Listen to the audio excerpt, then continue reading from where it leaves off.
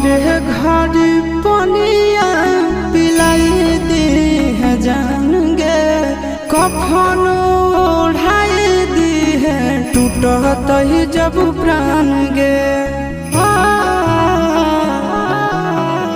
मरे घर पनिया पिलाई दी है जान गे कफन ओढ़ाई दी है टूटत ही जब प्राण गे हगे हमारा से तोरा जाती प्यार होता भेंट सक छात कर लगे हगे सोनाया गावा हो भरती पा